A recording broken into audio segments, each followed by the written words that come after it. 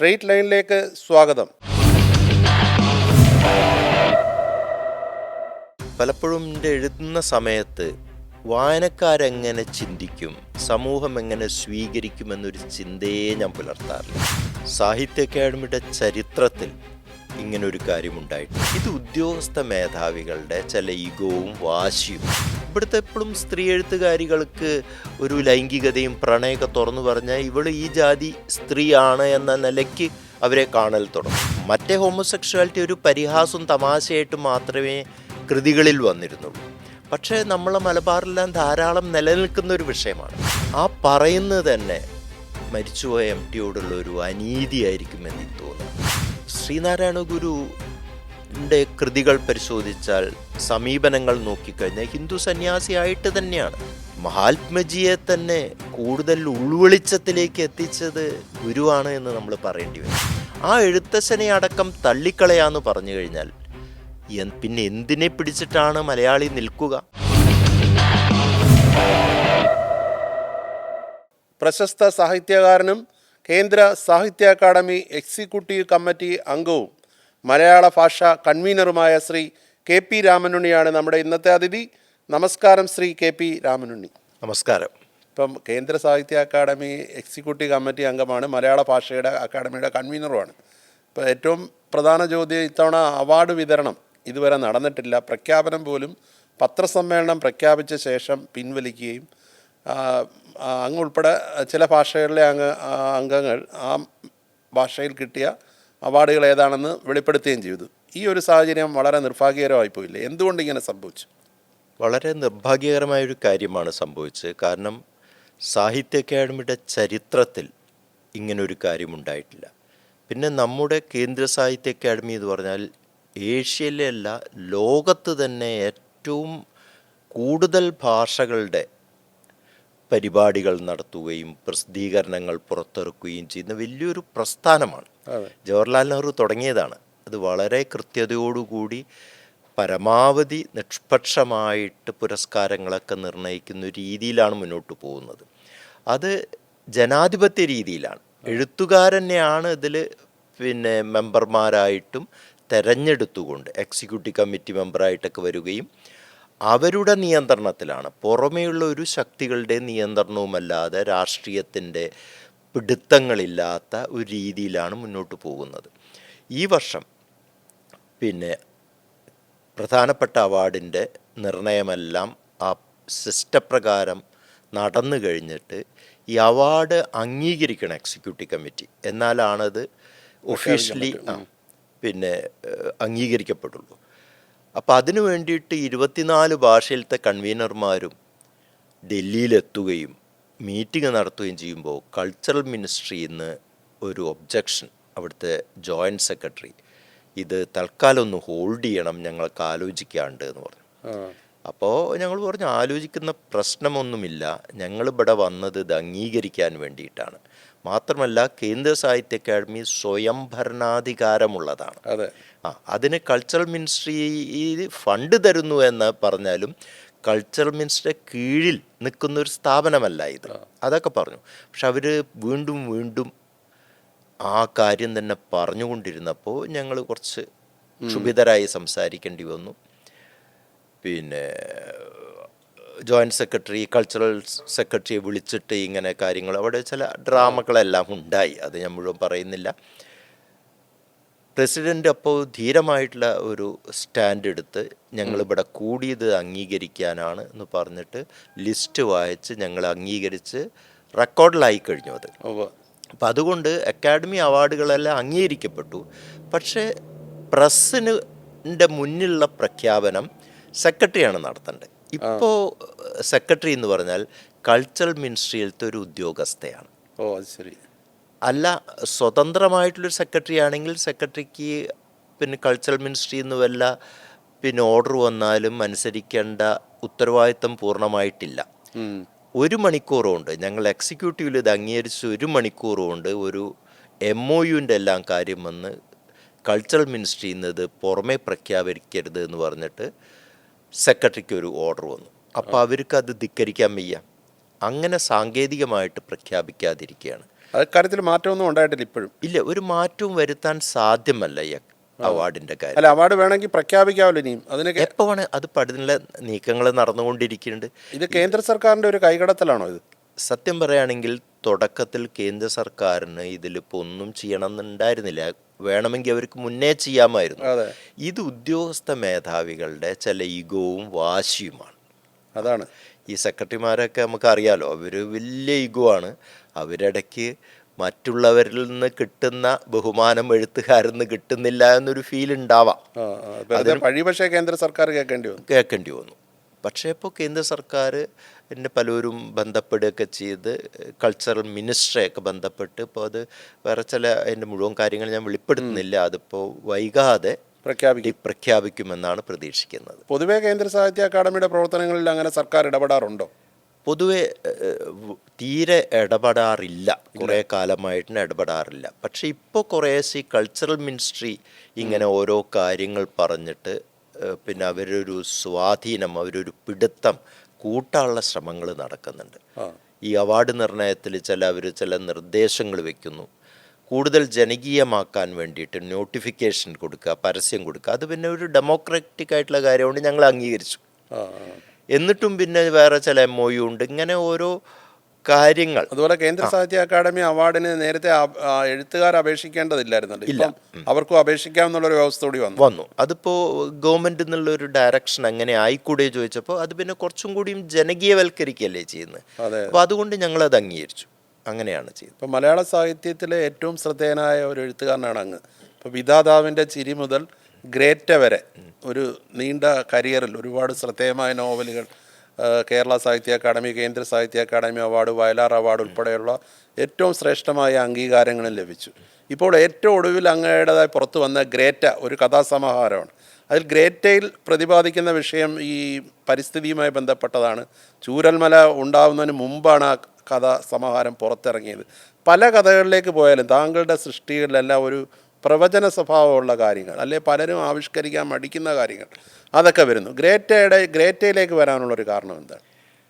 Greta എന്നത് Greta Thunberg പരിസ്ഥിതിക്ക് വേണ്ടിയും കാലാവസ്ഥാ വ്യതിയാനത്തിനെതിരായിട്ട് ഐക്യരാഷ്ട്ര സംഘടനയുടെ മുറ്റത്ത് പോയിട്ട് ലോകരാഷ്ട്ര നേതാക്കളെല്ലാം വിരൽ ചൂണ്ടി വിറപ്പിച്ച ഒരു ചെറുപ്പക്കാരിയാണ്.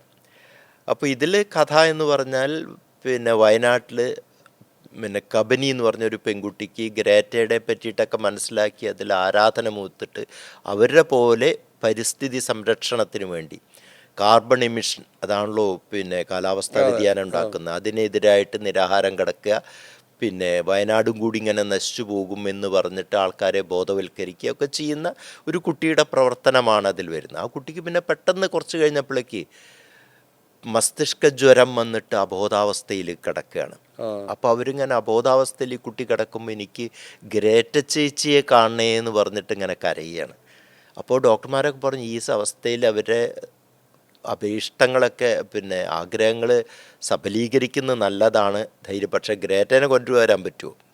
അപ്പം അങ്ങനെ മുഖ്യമന്ത്രിക്ക് കത്തയക്കണോ, കേന്ദ്ര സർക്കാരിന് കത്തയക്കണോ എന്നൊക്കെ കൂടി ഉള്ളൊരു ചർച്ച വന്നു.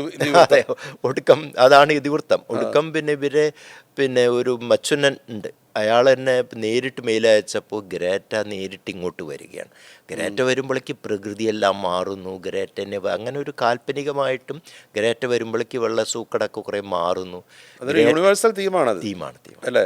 ഇപ്പോൾ പൊതുവെ പ്രമേയങ്ങളെ താങ്കളുടെ കഥകളുടെയോ അല്ലെങ്കിൽ നോവലുകളുടെയൊക്കെ പ്രമേയങ്ങൾ നോക്കിയാൽ വലിയ തോതിലുള്ള വൈവിധ്യങ്ങളുണ്ട്. അതുപോലെ ഇപ്പം സൂഫി പറഞ്ഞ കഥ ഏറ്റവും ശ്രദ്ധേയമായ 11-12 ഭാഷകളിലേക്ക് അത് വിവർത്തനം ചെയ്യപ്പെട്ടു, ലോക സാഹിത്യത്തിൽ തന്നെ അംഗീകരിക്കപ്പെട്ടു. ആ സൂഫി പറഞ്ഞ കഥയിലും സ്വവർഗാനുരാഗം എന്നുള്ള ഹോമോസെക്ഷുവാലിറ്റി താങ്കളൊരു പ്രമേയമായിട്ട് കൊണ്ടുവന്നു. അത് പലപ്പോഴും ഇപ്പം വയലാർ അവാർഡ് നേടിയ ജീവിതത്തിൻ്റെ പുസ്തകം ഉൾപ്പെടെയുള്ളതിൽ ലൈംഗികത വളരെ കൂടുതലാണെന്നുള്ള ഒരു ആരോപണം വന്നു. അത് തെറി പുസ്തകം എന്ന് പറഞ്ഞ് ഒരു മാസികയിലെ ലേഖനം വന്നു. ഈ ലൈംഗികത കൂടുതലായി വരുന്നു, അല്ലെ സ്വവർഗാനുരാഗം പ്രമേയമായി വരുന്നു. ഇതിനെക്കുറിച്ചൊക്കെ ഉള്ള അങ്ങയുടെ ഒരു കാഴ്ചപ്പാടും വിശദീകരണവും എന്താണ്? ഇത് പലപ്പോഴും എഴുതുന്ന സമയത്ത് വായനക്കാരെങ്ങനെ ചിന്തിക്കും, സമൂഹം എങ്ങനെ സ്വീകരിക്കുമെന്നൊരു ചിന്തയെ ഞാൻ പുലർത്താറില്ല. ഇപ്പോൾ ഒരു വിഷയം പ്രമേയം വന്നാൽ അതിനോട് പൂർണ്ണമായി സത്യസന്ധത പുലർത്തുക. ഇപ്പോൾ ഹോമോസെക്ഷുവാലിറ്റി എന്ന് പറഞ്ഞാൽ സൂഫി പറഞ്ഞ കഥ എഴുതുന്ന കാലത്തൊന്നും തീരെ സാഹിത്യത്തിൽ ആവിഷ്കരിക്കപ്പെടാത്ത അതെ കാര്യം. അതെ തീർച്ചയായിട്ടും. ആ ലെസ്ബിയനിസ് ആണ് ചന്ദനമരങ്ങളിൽ കുറച്ചെങ്കിലും മാധവിക്കുട്ടി വന്നിട്ടുള്ളത്. മറ്റേ ഹോമോസെക്ഷുവാലിറ്റി ഒരു പരിഹാസവും തമാശയായിട്ട് മാത്രമേ കൃതികളിൽ വന്നിരുന്നുള്ളൂ. പക്ഷേ നമ്മളെ മലബാറിലെല്ലാം ധാരാളം നിലനിൽക്കുന്ന ഒരു വിഷയമാണ്. അപ്പം അതിനെ അതിൻ്റെ ഗൗരവത്തോടു കൂടി ആവിഷ്കരിക്കാൻ ഞാൻ തയ്യാറായി. കാരണം എൻ്റെ ഒരു രീതി അങ്ങനെയാണ്. കാരണം അതിന് മറ്റു വിലക്കുകളെല്ലാം ഞാൻ അതിന് മറികടക്കാൻ ശ്രമിക്കും എഴുതുന്ന സമയത്ത്. പിന്നെ ജീവിതത്തിൻ്റെ പുസ്തകത്തിലാണെങ്കിൽ അതിൽ കുറേ ലൈംഗിക രംഗങ്ങളുണ്ട്. അതെ. അപ്പോൾ അതെല്ലാം തന്നെ ഡോക്ടർ ബി രാജീവനൊക്കെ വിലയിരുത്തുന്നതിൽ ഓരോ ശാരീരികമായിട്ടുള്ള സംഗമങ്ങളും തന്നെ ഓരോ രാഷ്ട്രീയമായിട്ടുള്ള കാര്യങ്ങളാണ് അതിൽ പുറത്തേക്ക് കൊണ്ടുവരുന്നത്. ലൈംഗികതയുടെ രാഷ്ട്രീയമാണ്. അതെ അതെ, അതിൻ്റെ അതെല്ലാം തന്നെ. ഇതൊന്നും വെറും ഒരു ശാരീരികമായിട്ടുള്ള ഒരു സംഭോഗത്തിൻ്റെ രസങ്ങൾ അനുഭവിക്കുന്നതിൽ കവിഞ്ഞ് എങ്ങനെയാണ് സ്നേഹത്തോടു കൂടിയിട്ടുള്ള രതി, ഇങ്ങനെയുള്ള ഓരോ വിഷയങ്ങളാണ് സത്യത്തിൽ ഈ ലൈംഗികതയിൽ കൂടെ ഞാൻ ആവിഷ്കരിക്കാൻ ശ്രമിക്കും. വിമർശകർ പറയുന്നത് അതൊരു പുസ്തകം വിറ്റ് പോകുന്നതിനുള്ള ഒരു വിപണന തന്ത്രമാണെന്നും അതൊരു തെറി പുസ്തകം എന്നൊക്കെ പറഞ്ഞു. അങ്ങനെയാണ് ഇപ്പോൾ പാശ്ചാത്യ രാജ്യങ്ങളിലൊക്കെ തന്നെ ലൈംഗികത തൊട്ടാൽ ഒരു മോശപ്പെട്ട കാര്യമാണ് എന്ന രീതിയിലുള്ള ചിന്തകളുണ്ടായിരുന്നു. അതിനെല്ലാം നൂറ്റാണ്ടുകൾക്ക് മുമ്പ് തന്നെ അവരെല്ലാം അതിവർത്തിച്ചു. നമുക്കിപ്പോഴും അതൊരു ടാബുവായിട്ട് ഇങ്ങനെ നിൽക്കുന്നുണ്ട്. തുറന്നെഴുതാൻ പറ്റില്ല. എഴുതിയിട്ടുണ്ടെങ്കിൽ ആൾക്കാരൊരു വിചാരം എന്ന് പറഞ്ഞാൽ ഇതെല്ലാം ഈ എഴുത്തുകാരൻ്റെ സ്വന്തം ജീവിതാനുഭവം എന്നുള്ള നിലയ്ക്ക്. മാധവിക്കുട്ടി തന്നെ ആക്ഷേപം എൻ്റെ കഥയിലൂടെ ഒരു പരിധി വരെ നേരിട്ടായിരുന്നല്ലോ.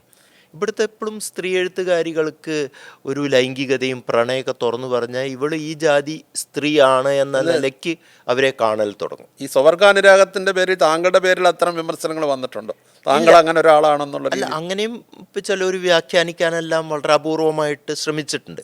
പൊന്നാനിക്കാരനല്ലേ, ഇയാൾക്ക് നേരിട്ട് അനുഭവമായിരിക്കും എന്ന നിലയ്ക്ക്. ഈ സൂഫി പറഞ്ഞ കഥ ശരിക്കും താങ്കളുടെ നാടിന്റെ കഥയാണോ? പൊന്നാനിയുടെ കഥ? നാടിന്റെ, അതെ, അങ്ങനെ ഒരു സംഭവം ഉണ്ടായിട്ടുണ്ട് അവിടെ.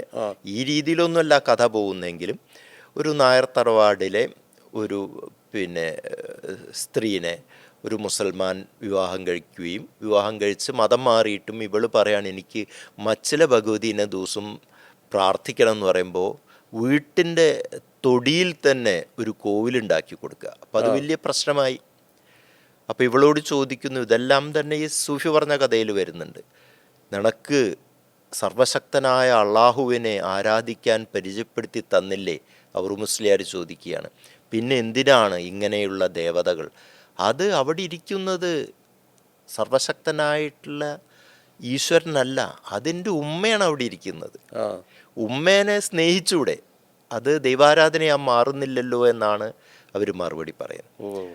അപ്പോൾ ഇതിൻ്റെ അകത്ത് തന്നെ സാംസ്കാരികമായ പ്രശ്നങ്ങൾ, ഒരു മതം മാറ്റം ഉണ്ടാവുന്ന സമയത്ത് അതിൽ വരുന്ന സാംസ്കാരികമായ മാറ്റങ്ങൾ, എന്നാൽ എല്ലാ മതത്തിൻ്റെയും അടിസ്ഥാനമായിട്ടുള്ള ചില മൂല്യങ്ങൾ വെച്ച് നോക്കുമ്പോൾ ഈ വിഭജനങ്ങൾക്കൊന്നും അർത്ഥമില്ല. അന്നത് എഴുതാൻ പറ്റിയ ഒരു കാലവും ആ സാഹചര്യവും ഇന്നുണ്ടോ? ഇന്ന് ഇടയ്ക്ക് ബുദ്ധിമുട്ടായി വരും. ഇന്ന് സൂഫി പറഞ്ഞ കഥയൊക്കെ എഴുതിയിട്ടുണ്ടെങ്കിൽ നിങ്ങൾ ഒരു ഹിന്ദു സ്ത്രീനെ മുസൽമാനെ കൊണ്ട് വിവാഹം കഴിപ്പിച്ചു എന്ന് പറഞ്ഞ് ബുദ്ധിമുട്ടുകൾ ഉണ്ടാവാനുള്ള സാധ്യതകളുണ്ട്. മാത്രമല്ല രണ്ട് പക്ഷത്തിൻ്റെ ഭാഗത്തുനിന്നും ബുദ്ധിമുട്ടുണ്ടാവും. കാരണം കാർത്തിക്ക് വേണ്ടി മാമുട്ടി അമ്പലം ഉണ്ടാക്കി കൊടുക്കുകയാണ്. അപ്പോൾ അങ്ങനെയാണെങ്കിൽ അത് ഇസ്ലാമിനെ തുരങ്കം വയ്ക്കാനല്ലേ എന്ന ചോദ്യം വന്നുകൂടെ? വ്യാഖ്യാനിക്കപ്പെടും. സൂഫി പറഞ്ഞ കഥ പക്ഷെ സിനിമയുമായി, സിനിമ രചനയോട് നീതി പുലർത്തി എന്ന് കരുതുന്നുണ്ടോ? നമ്മൾ ഈ സിനിമയുടെ കാര്യത്തിൽ നമ്മളൊരു നോവലോ കൃതിയോ ഒക്കെ ഒരു സംവിധായകന് വിട്ടുകൊടുത്തു കഴിഞ്ഞാൽ അത് അദ്ദേഹത്തിൻ്റെ സൃഷ്ടിയാണ്. അതിനെ വിലയിരുത്തുന്നതിൽ പ്രത്യേകിച്ച് അർത്ഥമൊന്നുമില്ല. അതൊരു വേറൊരു സൃഷ്ടിയായിട്ട് കാണാം. നമ്മളെ പെമ്മക്കളെയൊക്കെ വിവാഹം കഴിച്ചു കൊടുത്താൽ ആ പെൺകുട്ടീനെ എങ്ങനെ സ്നേഹിക്കണം, എങ്ങനെ പുലർത്തണം എന്നത് മരുമോനാണല്ലോ ഉത്തരവാദിത്വം. അതിൽ നമുക്ക് ഇടപെടാൻ പറ്റില്ലല്ലോ. എന്നാലും സ്ക്രിപ്റ്റൊക്കെ ഞാനാണ് എഴുതിയത്. പ്രിയാനന്ദൻ വളരെ ആത്മാർത്ഥത്തോടു കൂടിയാണ് ചെയ്തത്. പിന്നെ എപ്പോഴും ഒരു നോവൽ പൂർണ്ണമായിട്ടൊരു സിനിമയായിട്ട് ആവിഷ്കരിക്കാൻ സാധിക്കില്ല. ഒരു നോവലത്തെ കണ്ടൻറ്റ്, സിനിമ വന്ന സമയത്ത് പലരും ചോദിച്ചപ്പോൾ ഞാൻ പറഞ്ഞ്, ഒരു നോവൽ എന്ന് പറഞ്ഞാൽ ഒരു ഗൂഡ്സ് ട്രെയിനിലത്തെ സാധനങ്ങൾ അതിൽ കൊള്ളും. സിനിമ എന്ന് പറഞ്ഞാൽ ഒരു അംബാസഡർ കാറിൻ്റെ ഡിക്കിൽ കൊള്ളുന്ന സാധനം അതിൽ കൊള്ളൂ. അതിൻ്റെ രൂപപരമായിട്ടുള്ള വ്യത്യാസം. അപ്പോൾ നോവലത്തെ എല്ലാ കാര്യവും സിനിമയിൽ വരണം എന്ന് പറഞ്ഞിട്ട് കാര്യമില്ല. എന്നാലും വളരെ ശ്രദ്ധിക്കപ്പെട്ട സിനിമയായിരുന്നു അത്. ശ്രദ്ധിക്കപ്പെട്ട സിനിമയാണ്. താങ്കളുടെ ആദ്യത്തെ കഥാസമാഹാരത്തിന്റെ പേര് വിധാതാവിന്റെ ചിരി. ആ പുസ്തകം MT വാസുദേവൻ നായരാണ് പ്രകാശനം ചെയ്തത്. MT അത് PM മാത്യു വെല്ലൂരിനാണ് കൊടുത്തത്. അത് PM മാത്യു വെല്ലൂരിന് അത് ഈ പുസ്തകത്തെക്കുറിച്ച് താങ്കൾ MT ആയിട്ട് സംസാരിക്കുമ്പോൾ ഇത് താങ്കളാണ് ഇങ്ങനെ PM മാത്യു വെല്ലൂരിന് കൊടുക്കണം എന്ന് ഉള്ള അഭിപ്രായം പറഞ്ഞു. അന്നേരം MT എന്തുകൊണ്ടാണെന്ന് ചോദിച്ചു. എന്താണ് ശരിക്കും താങ്കൾ MTക്ക് കൊടുത്ത മറുപടി എന്തായിരുന്നു? MTക്ക് കൊടുത്ത മറുപടി ഞാൻ പറഞ്ഞത്, എൻ്റെ തകരുമായിരുന്ന എൻ്റെ സ്വന്തം ജീവിതത്തെ തിരിച്ചു പിടിച്ച് എന്നെ ജീവിതത്തിലേക്ക് ആനയിച്ച മനുഷ്യനാണ്. കാരണം ഈ കൗമാര സമയത്ത് പ്രീ ഡിഗ്രിക്ക് പഠിക്കുമ്പോൾ ചില ആശയക്കുഴപ്പങ്ങളും ചിന്തകളും ഒക്കെ കൂടിയിട്ട്, ആ മനോവിഭ്രാന്തിയല്ല, ഈ ഒരു തരം ഒബ്സഷന്മാരി, ഈ ആ ഒരു ടേണിംഗ് പീരീഡിലുണ്ടോ, ആത്മീയതയാണോ ശരി, ഭൗതികതയാണോ ശരി, ഒരു ഭാഗത്ത് കമ്മ്യൂണിസ്റ്റ് പുസ്തകങ്ങൾ വായിക്കും, മറുഭാഗത്ത് വിവേകാനന്ദ സാഹിത്യ സർവസ്വം പിന്നെ ശ്രീരാമകൃഷ്ണ വചനാമൃതം വായിക്കും. ഇങ്ങനെ ആത്മീയതയാണോ ശരി, ഭൗതികതയാണോ ശരി, ദൈവമുണ്ടോ ഇല്ലേ എന്നുള്ള പ്രശ്നങ്ങളായിട്ട് ഞാൻ പ്രശ്നങ്ങളായിട്ട് പഠിപ്പില്ലാതെ അങ്ങനെ ആലോചിച്ചിരിക്കൽ തുടങ്ങുമ്പോൾ വീട്ടുകാരൊക്കെ കൊണ്ടുപോയിട്ട് എന്നെ സൈക്കാട്രിസ്റ്റിനെ കാണിച്ചു. അന്ന് ആദ്യത്തെ ബാച്ച് സൈക്കാട്രിസ്റ്റുകളാണ്. അവർക്ക് ചോദിക്കാനും പറയാനൊന്നും സമയം ഉണ്ടാവില്ലല്ലോ. അത് മാത്രമല്ല, അന്ന് കുറേയും കൂടിയും ക്രൂഡായിട്ടാണ് സൈക്കാട്രി. ആ മരുന്നുകളൊക്കെ കഴിച്ച് ഞാൻ മരണത്തിൻ്റെ അടുത്ത് തന്നെ എത്തുമോ സംശയമായിരുന്നു. അങ്ങനെ ഭീകരമായ ചികിത്സാ മുറകൾ ഉണ്ടായി. ഒടുക്കം ഞാൻ പറഞ്ഞു, എനിക്ക് AT കോവൂരിനെ കാണണം. അദ്ദേഹം ഈ ദൈവത്തിനെ നെഗേറ്റ് ചെയ്തുകൊണ്ട് രക്ഷപ്പെടുത്തുന്ന ആളാണല്ലോ. അങ്ങനെ AT കോവൂർ പറഞ്ഞിട്ടാണ് PM മാത്യു വെല്ലൂരിനെ, അദ്ദേഹം കുറച്ച് കൗൺസിലിംഗ് കൊണ്ടൊക്കെ എന്നെ മുഴുവൻ പൂർണ്ണമായിട്ട് എന്നെ ആരോഗ്യവാനാക്കി. മാനസികമായിട്ടുള്ള പ്രശ്നങ്ങളൊക്കെ, ഈ ഒബ്സഷനൊക്കെ മാറ്റി. മാത്രമല്ല, എനിക്ക് നല്ല ലിംഗ്വിസ്റ്റിക് സ്കില്ലുണ്ട് എന്ന് അദ്ദേഹം കണ്ടെത്തി. പിന്നെ ജീവിതത്തിലേക്ക് തിരിച്ചു കൊണ്ടുവന്ന അദ്ദേഹമാണ് PM മാത്യു. അപ്പം ഞാൻ പറഞ്ഞു, ആ കടപ്പാട് എനിക്കുണ്ട്, അദ്ദേഹമാണ് ഏറ്റുവാങ്ങേണ്ടത്. അങ്ങനെ അദ്ദേഹമാണ് വാങ്ങിയത്. അപ്പോൾ MT ഇങ്ങനെ അത്ഭുതത്തോടു കൂടി എൻ്റെ മുഖത്തേക്ക് നോക്കി. സാധാരണ ഈ സൈക്കാട്രിസ്റ്റുകളും സൈക്കോളജിസ്റ്റുകളുടെ അടുത്തൊക്കെ പോയിട്ടുള്ളവരുണ്ടാവും എത്ര ആൾക്കാർ, പക്ഷെ അത് ഒളിച്ചു വെക്കാനാണ് നോക്കുക. കാരണം ഇയാൾക്ക് പണ്ട് ഭ്രാന്തായിരുന്നു എന്നുള്ള ഒരിതുണ്ടല്ലോ. അപ്പം അന്ന് MTയുടെ കണ്ണിൽ ഉണ്ടായ ആ തിളക്കമുണ്ടല്ലോ. എനിക്ക് തോന്നുന്നു എൻ്റെ കൃതികളൊക്കെ MT നല്ല കാര്യങ്ങൾ, ചർമ്മഭാഷ്യത്തെ പറ്റിയൊക്കെ നല്ലത് പറഞ്ഞിട്ടുണ്ട്, കുർക്സിനെ പറ്റി പറഞ്ഞിട്ടുണ്ട്. പക്ഷേ അതിലൊക്കെ ഉപരിയായിട്ട് എന്നോടുള്ളൊരു ബന്ധത്തിന്, ഇവനൊരു നെറിയുള്ളവനാണ്, ഇവൻ സ്മരണയുള്ളവനാണ്, ഇവന് നന്ദിയുള്ളവനാണ് എന്ന ആ ഒരു തിരിച്ചറിവ്, ആ ഒരു സ്നേഹം എന്നും MT പുലർത്തി. ഒരു പക്ഷേ അതുകൊണ്ടാണോ ഈ തുഞ്ചത്ത് എഴുത്തച്ഛൻ സ്മാരകത്തിന്റെ ചുമതലയിൽ MT വന്നപ്പോൾ താങ്കളെ അതിലേക്ക് ദീർഘകാലം അതിന്റെ അഡ്മിനിസ്ട്രേറ്ററിനായിരുന്നു എൻ്റെ പോസ്റ്റ്. കാരണം ഞാൻ ബാങ്കിൽ നിന്ന് വളരെ റിട്ടയർ ചെയ്യുമ്പോൾ ഞാൻ MTയോട് പറഞ്ഞു, ഞാൻ അങ്ങനെ പോരുകയാണ്. അപ്പം MT ചോദിച്ചു, ജീവിച്ചു പോകാനുള്ള കാര്യങ്ങളൊക്കെ അല്ലേ വെച്ചു, അല്ലെങ്കിൽ പിന്നെ അതൊരു ടെൻഷനാവുന്നു. അപ്പോൾ ഇവരും അതുണ്ട് എന്ന് പറഞ്ഞപ്പോൾ ഞാൻ പറഞ്ഞു MTയോട്, MTയുടെ കൂടെ എന്തെങ്കിലും പിന്നെ ഇടപെട്ടിട്ട് ജീവിക്കാൻ പ്രവർത്തിക്കാൻ ഇഷ്ടമാണ്, അതിന് വലിയ പ്രതിഫലമൊന്നും വേണമെന്നില്ല എന്ന് പറഞ്ഞു. അങ്ങനെയാണ് ഞാൻ വണ്ടി റിട്ടയർമെൻറ്റ് കഴിഞ്ഞ് മാധ്യമത്തിൽ കുറച്ച് കാലം ഉണ്ടായിരുന്നു. അത് കഴിഞ്ഞ ഉടനെ പിന്നെ അദ്ദേഹത്തെ പോയി കണ്ടു. അവിടെ ഇനി വല്ലാതെ ഈ പ്രസിദ്ധീകരണത്തിൻ്റെ ടെൻഷൻ. അപ്പോൾ രാമനെ അങ്ങോട്ട് പോരൂ തുഞ്ചനിലേക്ക് വന്നു.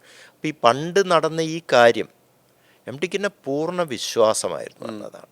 എന്ത് കാര്യം, ഈ ബാങ്ക് ഉദ്യോഗം വേണ്ടെന്ന് വെച്ചാൽ എന്താണെന്ന് ഞാൻ വളരെ റിട്ടയർമെൻറ്റ് എടുക്കുക ചെയ്തത്.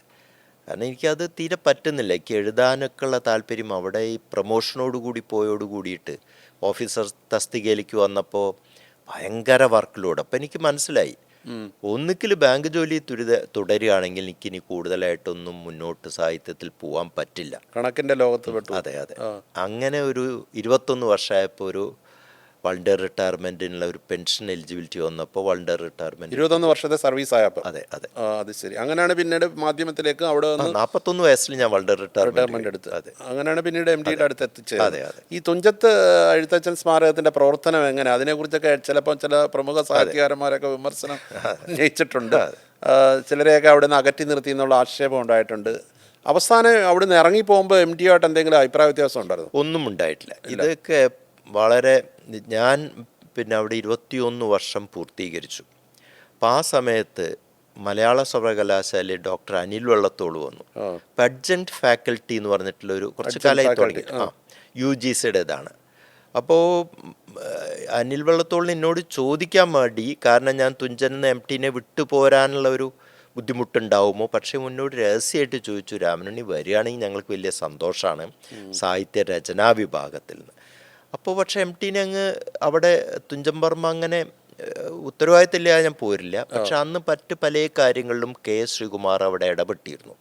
അത് എൻ്റെ സ്ഥാനത്ത് നിന്നുള്ള നിലയ്ക്കല്ല, അപ്പോൾ ചില പബ്ലിക്കേഷനൊക്കെ വേണ്ടി. അപ്പോൾ എം.ടിയോട് ഞാൻ പ്രൈവറ്റായിട്ട് ചോദിച്ചു. അപ്പോൾ എം.ടി പറഞ്ഞു, ഇതൊരു അക്കാഡമിക് ആയിട്ടുള്ളൊരു പ്രൊഫസർഷിപ്പിലേക്ക് പോവുകയല്ലേ, ഒരു പുതിയ എക്സ്പീരിയൻസ് ആയിരിക്കും. മാത്രമല്ല എഴുത്തച്ഛൻ്റെ പേരിൽ തന്നെയാണ് യൂണിവേഴ്സിറ്റി. രാമനുണ്ണി പോയിക്കോളൂ, പ്രശ്നമില്ല, ഇവിടെ കാര്യങ്ങൾക്കൊക്കെ വരാലോ. പിന്നെ ഇപ്പോൾ ശ്രീകുമാർ ഇപ്പോൾ ഇവിടെ പലതിലും ഇടപെടുന്നുണ്ടല്ലോ, നമുക്ക് ഇപ്പോൾ ആ പുള്ളിയുടെ മനസ്സിലതുണ്ട്, ഞാൻ പെട്ടെറിഞ്ഞ് പോയാലും അവിടെ ഒരാൾ ഉണ്ട് എന്നുള്ളത്. പക്ഷേ നമ്മളെ സാഹിത്യരംഗത്ത് ഇങ്ങനെയാണല്ലോ, എന്തെങ്കിലും പോവാന്ന് പറയുമ്പോൾ എം.ടിനായിട്ട് തെറ്റിയിട്ടാണ് പോയത്, ഇങ്ങനെയൊക്കെയുള്ള അങ്ങനെ തെറ്റിദ്ധരിക്കപ്പെട്ടു അങ്ങനെ പലരും ഇങ്ങനെ പ്രചരണങ്ങൾ. കാരണം 21 കൊല്ലം ഞാൻ എം.ടിയുടെ കൂടെ നിന്നതിൽ വലിയ അസഹിഷ്ണുത പലർക്കും ഉണ്ടായിരുന്നു. എം.ടിയുടെ കാര്യം പറഞ്ഞുകൊണ്ടാണ് താങ്കളുടെ ഇതുമായിട്ടിലേക്ക് വരാം. പക്ഷേ എം.ടിയുടെ ആദ്യ ഭാര്യയായിരുന്ന പ്രമീള നായരുടെ അവരുടെ ജീവിതവുമായിട്ടൊക്കെ ബന്ധപ്പെട്ട് ഒരു പുസ്തകം പുറത്തിറങ്ങിയിട്ടുണ്ട്. അത് പിൻവലിക്കണമെന്ന് എം.ടിയുടെ മക്കൾ ആവശ്യപ്പെട്ടിട്ടുമുണ്ട്. എന്താണ് താങ്കളുടെ ഒരു അഭിപ്രായം ഇക്കാര്യത്തിൽ? ഞാനിപ്പോൾ ആ വിവാദ വിഷയത്തിൽ ഒന്നാമത് എം.ടി മറുപടി വരാനില്ല ഇവിടെ. ആ സമയത്ത് അതിലേക്ക് എനിക്ക് എന്തഭിപ്രായം, പിന്നെ അതിൽ ഇപ്പോൾ ഏത് വ്യക്തിപരമായിട്ടുള്ള ബന്ധങ്ങളിൽ പ്രമീള നായർക്കും എം.ടിക്കും അതിൻ്റെ പൂർണ്ണമായിട്ടുള്ള കാര്യങ്ങൾ അറിയുള്ളൂ. രണ്ടുപേരും ഇപ്പോഴില്ല. അപ്പം അതിലേക്ക് ഞാൻ അഭിപ്രായം പറയാൻ ഇഷ്ടപ്പെടുന്നില്ല. കാരണം ആ പറയുന്നത് തന്നെ മരിച്ചുപോയ എം.ടിയോടുള്ള ഒരു അനീതിയായിരിക്കും എന്ന് തോന്നുകയാണ് എനിക്ക്. എൻ്റെ ജീവിതത്തിൻ്റെ ഉയർച്ചയിൽ, കാരണം ഇപ്പോൾ അവിടെ തുഞ്ചൻ പറമ്പിൽ വന്നുകൊണ്ട് എനിക്ക് നാഷണൽ ലെവലിൽ എഴുത്തുകാരെയൊക്കെ ആയിട്ട് പരിചയപ്പെടാനും, ഇന്നിപ്പോൾ ഞാൻ കേന്ദ്ര സാഹിത്യ അക്കാദമിയുടെ കൺവീനർ പദവിയിൽ ഇരിക്കുന്നതിനടക്കം ഇത് വളരെ ഉപകാരം ചെയ്തിട്ടുണ്ട്. മാത്രമല്ല തുഞ്ചൻ പറമ്പിൽ വന്നപ്പോഴേക്ക് എനിക്ക് എത്രയോ പുരസ്കാരങ്ങൾ ഇങ്ങനെ കിട്ടുക. പലരും വിചാരിച്ചിരിക്കുന്ന എം.ടിയുടെ സ്വാധീനം കൊണ്ടാണ് എനിക്ക് കിട്ടുന്നത്. എം.ടി അർഹതയില്ലാത്ത ഒരു കാര്യത്തിനും ആർക്കൊന്നും കൊടുക്കില്ല. എം.ടി പറഞ്ഞിട്ട് ഒരു അവാർഡും എനിക്ക് കിട്ടിയില്ല. പക്ഷെ അവിടെ ആ തുഞ്ചൻ പറമ്പിന് എന്തോ ഒരു ഗുണമുണ്ട്.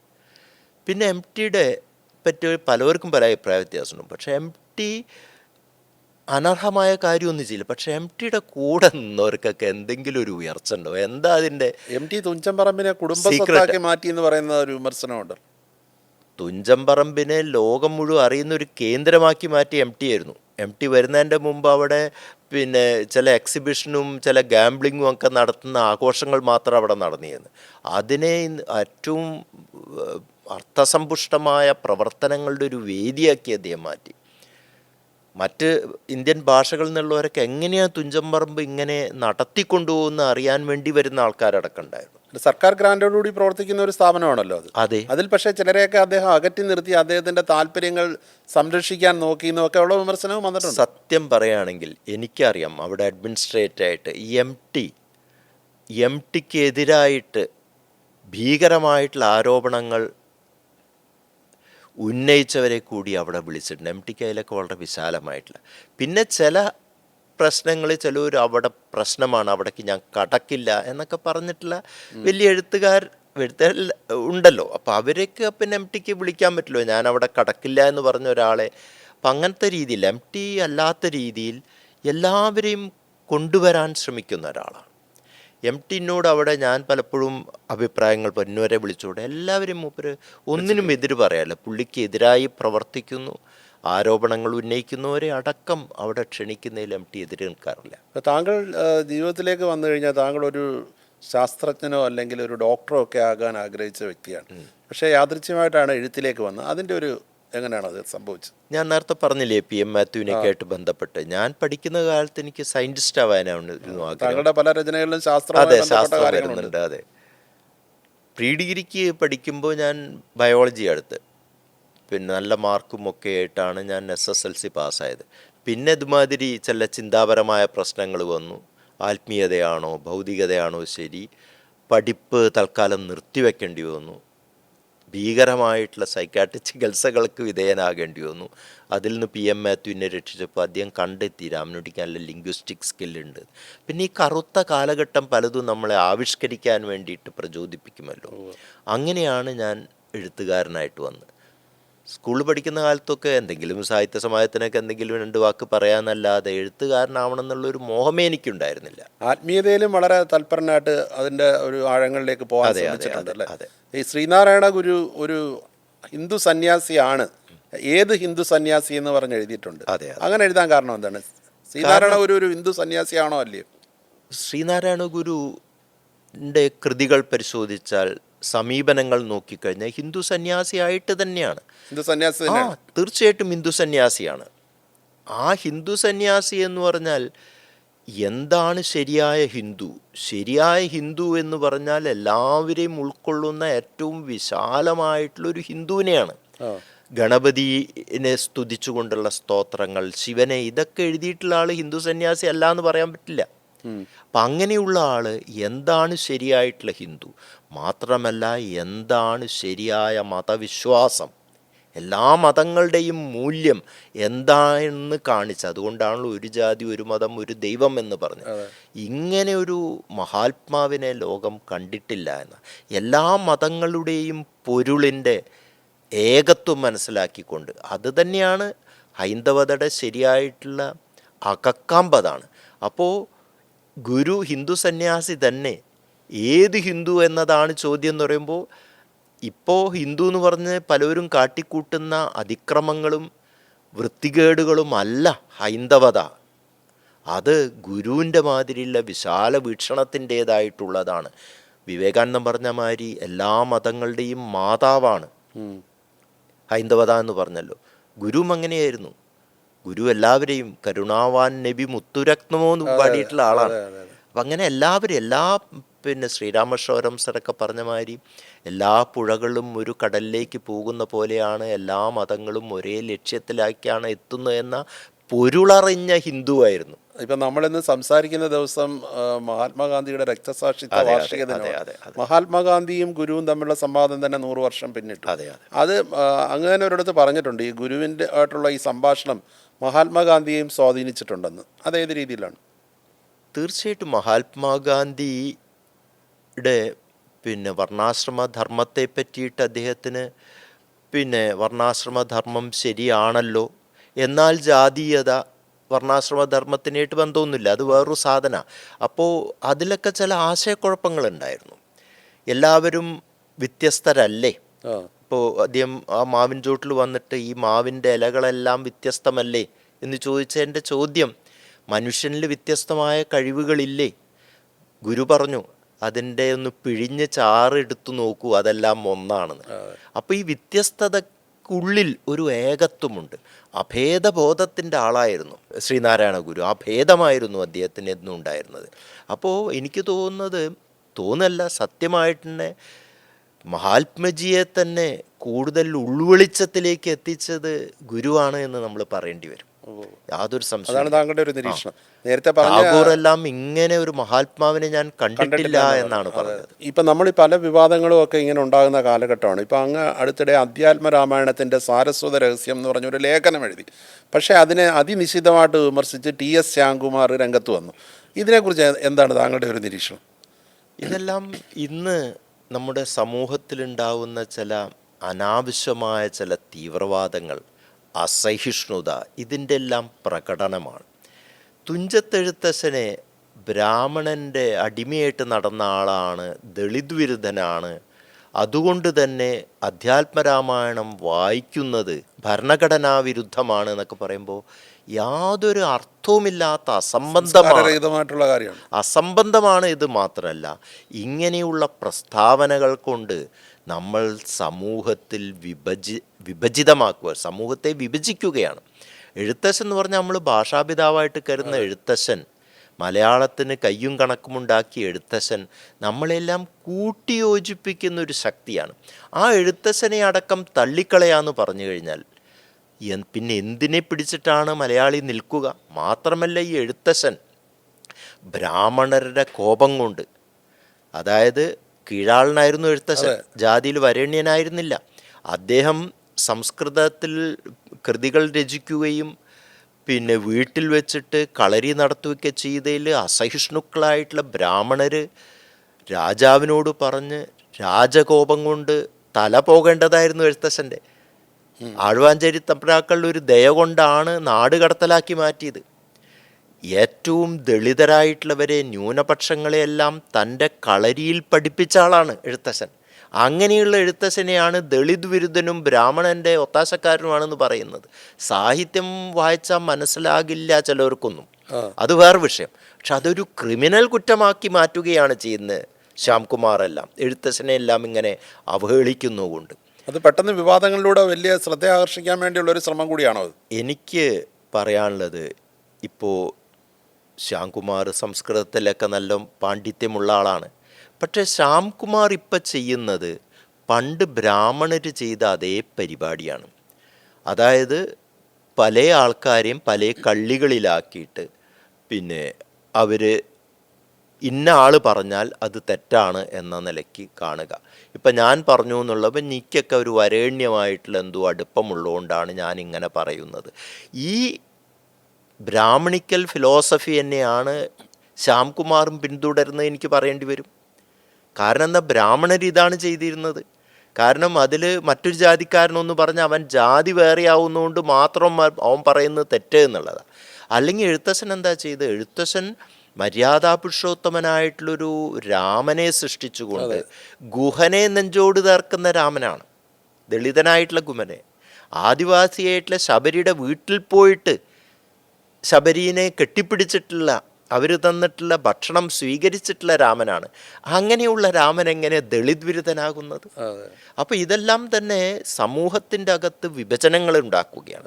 ഞാനതിൽ പറഞ്ഞിട്ടുണ്ട്, ഇങ്ങനെ എഴുത്തച്ഛനെതിരായിട്ടുള്ള അതിക്രമം ഇങ്ങനെ ഉണ്ടല്ലോ, അത് കൂടുതൽ മുന്നോട്ട് പോയാൽ നാളെ ഗുരുവും അപകടത്തിലാകും. തൽക്കാലം ശ്രീനാരായണ ഗുരുവിനെ എതിർക്കാൻ ഒരു ധൈര്യക്കുറവുകൊണ്ടാണ് തോന്നുന്നു. കുറച്ച് കഴിഞ്ഞാൽ ശ്രീനാരായണ ഗുരുവിനെയും എതിർത്ത് പറയും. എന്തൊരു കഷ്ടമാണ്, എഴുത്തച്ഛനും ശ്രീനാരായണ ഗുരുവും ഒന്നും നമ്മളെ കൂട്ടിയോജിപ്പിക്കാനില്ലെങ്കിൽ എങ്ങോട്ടാണ് നമ്മൾ പോകുന്നത്? കേരളത്തിൻ്റെ എങ്ങോട്ടാണ് നമ്മൾ പോകുന്നത്? ഈ തീവ്രവാദങ്ങൾ, എനിക്ക് തോന്നുന്നു ഈ ചെറുപ്പക്കാരന് ഈ തീവ്രവാദങ്ങളൊക്കെ വിവരക്കേടിൻ്റെ പ്രശ്നം മാത്രമല്ല, ഇന്നത്തെ ഈ സോഷ്യൽ മീഡിയ ഒക്കെ ഉണ്ടാക്കുന്ന ചില കാരിയർസുമാണ്. ഇതിൻ്റെ പിറകിലൊന്നും ശരിയായിട്ടുള്ള ദളിത് പ്രേമമൊന്നുമല്ല പ്രവർത്തിച്ചു കൊണ്ടിരുന്നത്. ഇതെല്ലാം കാരിയറിസം എന്നതാണ്. അവനവന് ആളാവാനും പിടിക്കാനും അങ്ങനെ ശ്രദ്ധ കേന്ദ്രീകരിക്കാനും വേണ്ടി. പക്ഷെ അതുകൊണ്ട് സമൂഹത്തിലുണ്ടാകുന്ന പിന്നെ അനാരോഗ്യകരമായിട്ടുള്ള പ്രവണതകൾ ആളുകളുടെ ഇടയിൽ, പിന്നെ ദളിതൻ്റെ ഒക്കെ കൂടെ എൻ്റെ എഴുത്തൊന്നും ശ്യാംകുമാർ തൊട്ട് നോക്കാത്തതുകൊണ്ടുള്ള പ്രശ്നമാണ്. സൂഫി പറഞ്ഞ കഥയിലൊക്കെ കീഴാളിൽ നിന്നാണ് ഏത് മേലാളനും ഉണ്ടാകുന്നത് എന്ന തത്വശാസ്ത്രമാണ് ഞാൻ സ്ഥാപിക്കാൻ ശ്രമിക്കുന്നത്. താങ്കളുടെ ജീവിതത്തിൻ്റെ പുസ്തകമാണെങ്കിലും ദൈവത്തിൻ്റെ പുസ്തകമാണെങ്കിലും അതെല്ലാം ഒരു മതേതര സ്നേഹം മാത്രമല്ല, ഞാൻ എൻ്റെ ദളിതനായിട്ടുള്ള താമിൻ്റെ വീട്ടിൽ വരുന്ന അവരോടൊക്കെയുള്ള സ്നേഹാദരങ്ങൾ ഏറ്റവും പ്രകാശിപ്പിച്ച എന്നെ പിന്നെ ഒരു ബ്രാഹ്മണൻ പക്ഷക്കാരനും എഴുത്തച്ഛൻ അടക്കം ബ്രാഹ്മണ പക്ഷക്കാരെന്നൊക്കെ പറഞ്ഞു കഴിഞ്ഞാൽ എന്തൊരു കഷ്ടമാണ് എന്നുള്ളതാണ്. ഇപ്പോൾ ഈ കഴിഞ്ഞ ദിവസം എഴുത്തച്ഛൻ പുരസ്കാരം ഏറ്റുവാങ്ങിക്കൊണ്ട് കെ ജി ശങ്കരപ്പിള്ള പറഞ്ഞത് മുട്ടിന് താഴെ മുറിച്ചു മാറ്റപ്പെട്ട കാലമാണ് കവിതയെന്നാണ്. അതെ. ഈ കാലത്തിൻ്റെ ഒരു പോക്കിനെ അങ്ങ് എങ്ങനെയാണ് കാണുന്നത്? കാലം പിന്നെ വളരെ, എനിക്ക് തോന്നുന്നത് ഇങ്ങനെ ഈ കാലാവസ്ഥാ വ്യതിയാനം, മഹാമാരികളൊക്കെ ഇന്ന് മനുഷ്യകുലത്തിനെതിരായിട്ട് തന്നെ ഭീഷണി ഉയർത്തും. മനുഷ്യൻ്റെ അതിജീവനം തന്നെ ഇതുവരെ ഉണ്ടായിരുന്ന പ്രശ്നങ്ങളൊക്കെ എന്ന് പറഞ്ഞാൽ ഒരു രാജ്യത്ത് പട്ടിണി വരുന്നു, യുദ്ധം കൊണ്ട് കെടുതി വരുന്നു.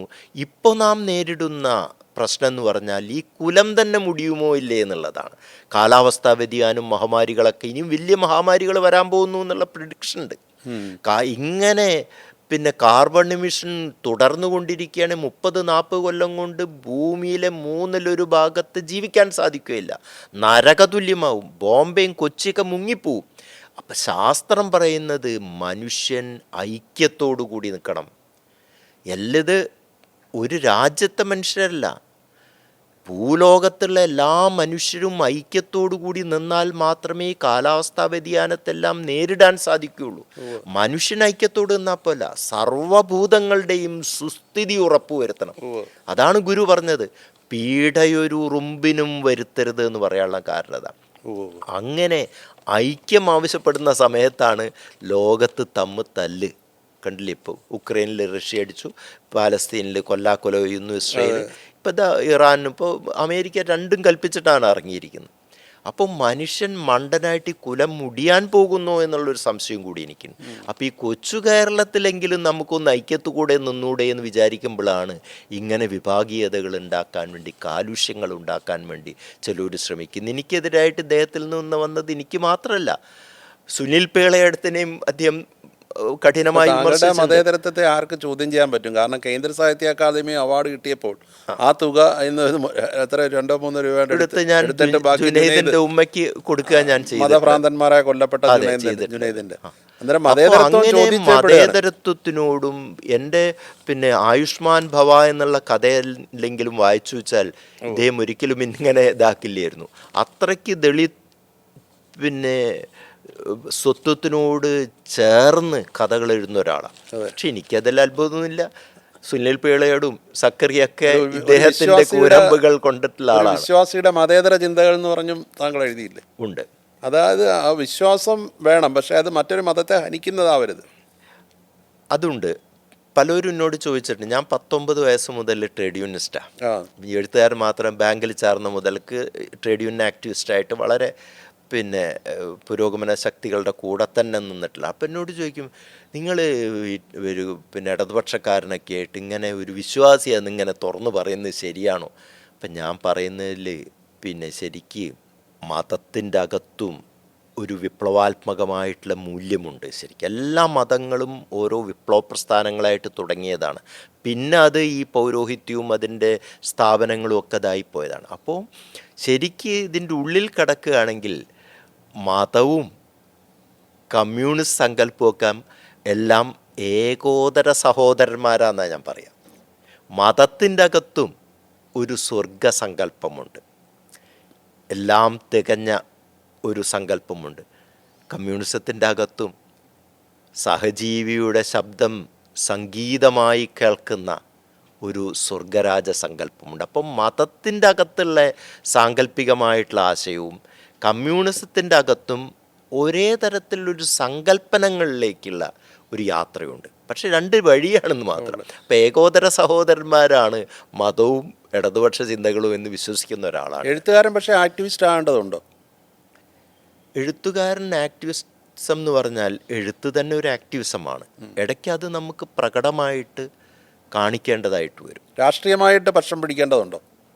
രാഷ്ട്രീയമായിട്ട് പക്ഷം പിടിക്കണം, രാഷ്ട്രീയം വേണം. പക്ഷെ കക്ഷി രാഷ്ട്രീയം എന്നത് ഇന്നിപ്പോൾ ഇന്ത്യയിലത്തെ കാര്യത്തിൽ കക്ഷി രാഷ്ട്രീയം വളരെ ജീർണമായിട്ടുള്ള അവസ്ഥയാണ്. അത് മുതലാളിത്ത ഫൈനാൻസ് ക്യാപിറ്റലിസം എല്ലാറ്റിനെയും ജീർണമാക്കുന്ന ഒരു ശക്തിയാണല്ലോ.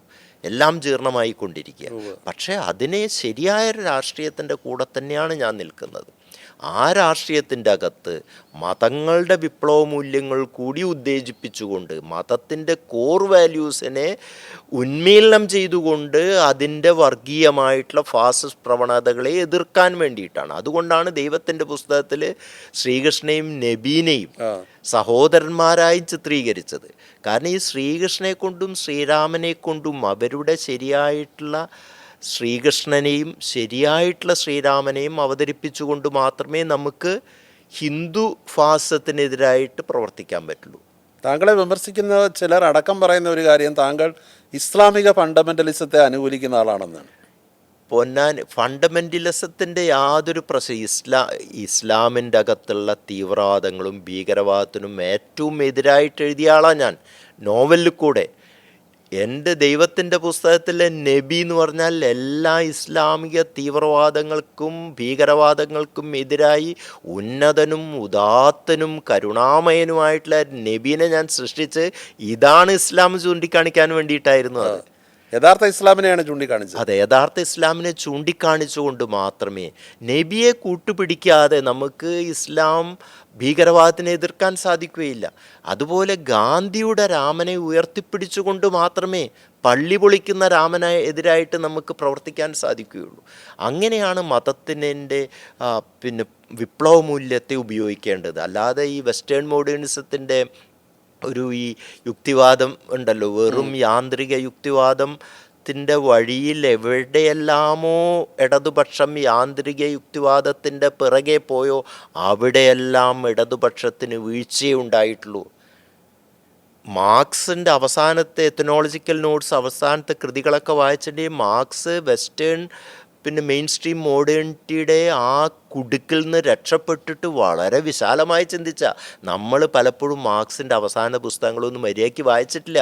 മാർക്സിൻ്റെ അവസാന പുസ്തകങ്ങൾ വായിക്കുകയാണെങ്കിൽ മാർക്സ് എന്നുണ്ടെങ്കിൽ ഗാന്ധിയുടെ തോളത്ത് കൈയിട്ട് നടക്കും. ഇപ്പോൾ പുതിയ വർക്കിലാണോ? ഏതെങ്കിലും മേജർ വർക്ക് ഉണ്ട്, ഞാൻ മനസ്സിലുണ്ട്. അപ്പോഴേക്ക് എനിക്കിങ്ങനെ ഈ പണി കുറെ പ്രായമാവണോടത്തോളം പണി കൂടി വരുന്നൊരു പ്രശ്നമുണ്ട് എനിക്ക്. കേരള സാഹിത്യ അക്കാദമി എക്സിക്യൂട്ടീവ് ഉണ്ട്, ഇതിൻ്റെ ഉത്തരവാദിത്തമുണ്ട്. യൂണിവേഴ്സിറ്റിയുള്ള കുട്ടികളെ 2 ദിവസം പഠിപ്പിക്കാൻ പോകണം. പക്ഷെ എനിക്കൊന്ന് പുൾവലിയണം, കാരണം പലതും എഴുതണം എന്നുണ്ട് എനിക്ക്. നോവലേക്ക് ഇതുണ്ട്, അതിലേക്ക് വന്നുകൊണ്ടിരിക്കുകയാണ്. അപ്പം അതിങ്ങോട്ട് മുന്നോട്ട് പോകാത്തതിൻ്റെ പ്രായശ്ചിത്തമായിട്ടാണ് പലപ്പോഴും കുറേ കഥകൾ കൂടുതൽ എഴുതുന്നത്. അപ്പോൾ എല്ലാ ആശംസകളും. സന്തോഷം.